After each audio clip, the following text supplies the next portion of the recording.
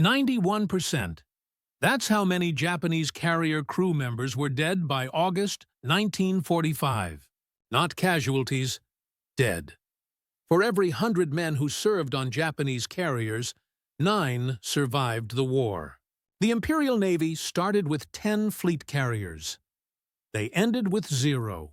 Let me tell you the real story of how an entire naval culture committed suicide by mathematics.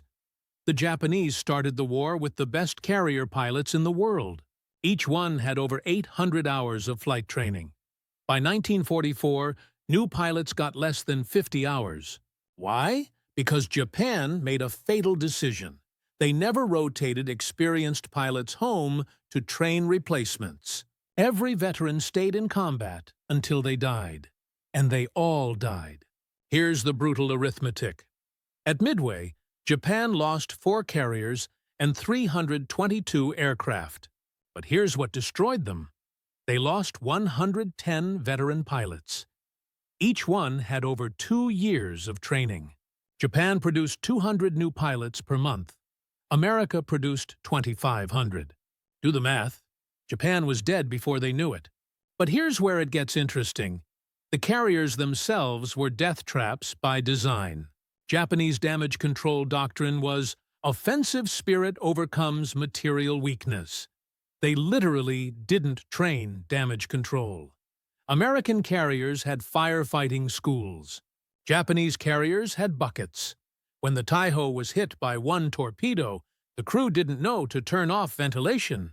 Aviation fuel vapors spread through the ship. 6 hours later, one spark turned the entire carrier into a 27,000-ton bomb.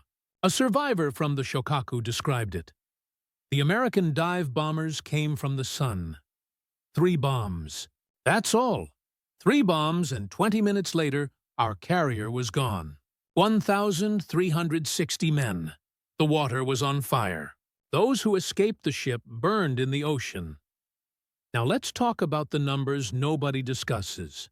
Japanese carriers packed aircraft everywhere. In the hangars, on deck, in the passages.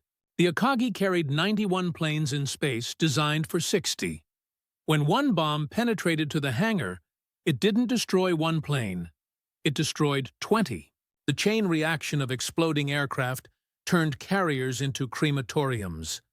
The real killer was Japanese carrier doctrine. They armed and fueled aircraft in enclosed hangars. Americans did it on deck. One bomb in a Japanese hangar meant every plane exploded in a confined space. At Midway, the Kaga took 4 bombs, 711 dead in 9 minutes. The survivors said the hangar deck turned into a blast furnace fed by aviation fuel.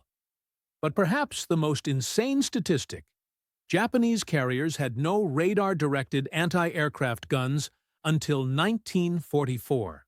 They aimed manually at 400-mile-per-hour aircraft. Hit probability 2%. American carriers with radar-directed guns, 18%. That's not combat. That's mathematical suicide. Here's what sealed their fate. After losing 4 carriers at Midway, Japan had 6 fleet carriers left. In the next 2 years, they built 7 more. America built 90. Not a typo, 90. Japan launched 1 new carrier in 1944. America launched 19. The Japanese were fighting industrial capacity with human spirit. Spirit lost. The pilot training collapse was even worse. By 1944, American pilots got 300 hours of training, including 100 hours in operational aircraft. Japanese pilots got 30 hours total, mostly in gliders to save fuel. They couldn't land on carriers in calm seas, much less combat. At the Philippine Sea, the Great Marianas Turkey Shoot, Japan lost 3 carriers and 400 aircraft. But here's the devastating part. They lost 450 pilots. Only 43 were rescued. America lost 29 aircraft. The kill ratio was 13-1. That's not a battle. It's an execution. A captured Japanese naval officer admitted, "We knew after Midway. We knew we couldn't replace the pilots. Every carrier operation after that was a suicide mission. We just didn't call them that yet. The Shinano tells the whole story. The largest carrier ever built, 72,000 tons, sunk on her maiden voyage by 4 torpedoes from 1 submarine, 1,435 dead. The crew didn't know how to use damage control equipment. They had watertight doors that they didn't close. The pride of the Japanese Navy sank because nobody taught the crew basic damage control. Let's talk about the final carriers. By 1945, Japan was using converted battleships and cruise ships as carriers. The pilots couldn't actually land on them. They were one-way launch platforms for kamikaze attacks. The crew's job was to sail to launching range and die. Survival wasn't part of the mission profile. The last operational Japanese carrier, the Amagi, was destroyed at anchor by American aircraft. The crew was still aboard, waiting for aircraft that would never come, pilots who didn't exist, for a war already lost. Here's the final, darkest mathematics. Japan started with 3,500 trained carrier pilots. By war's end, 112 were alive.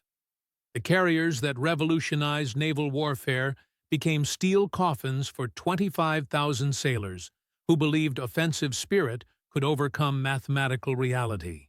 The Japanese carrier fleet didn't lose the war. It committed industrial seppuku, taking 91% of its men with it.